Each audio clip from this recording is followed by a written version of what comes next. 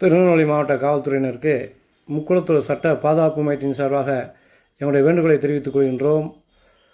திருநெல்வேலி மாவட்டம் நாங்குநேரி வட்டம் மருங்கால்குறிச்சியைச் சேர்ந்த முக்குளத்தூர் தேவர் சமுதாயத்தைச் சேர்ந்த நவீன் தேவர் அவர்கள் மீது திருநெல்வேலி மாவட்ட காவல்துறையினர் பொய் வழக்கு போட முயற்சி செய்ததாக தகவல் எங்களுக்கு வந்தது.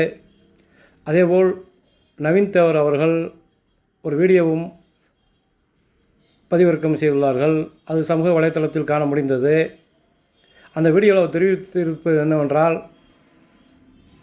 திருநெல்வேலி மாவட்ட காவல்துறையினர் வேண்டுகோளுக்கு இணங்க நான் திருநெல்வேலிக்கு உள்ளவே வரவில்லை.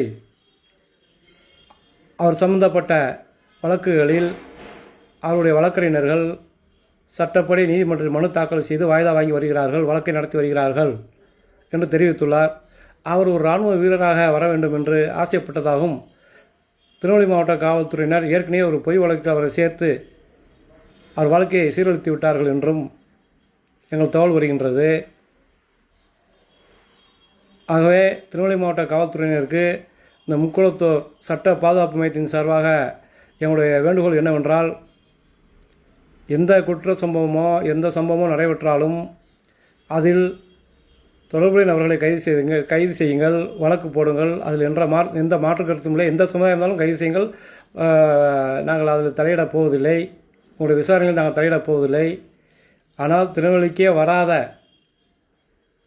எந்த குற்றங்களிலும் ஈடுபடாத அமைதியாக வாழும் ஒரு முக்குளத்தூர் தேவர் சமுதாயத்தைச் சேர்ந்த இளைஞரை காவல்துறை தொடர்ந்து துரத்தி பொய் வழக்குகளை போட்டு கைது செய்து அவர் வாழ்க்கையை சீரழிக்க நினைப்பதை முக்குளத்தூர் சட்ட பாதுகாப்பு மையத்தின் சார்பாக வன்மையாக கண்டிக்கின்றோம்.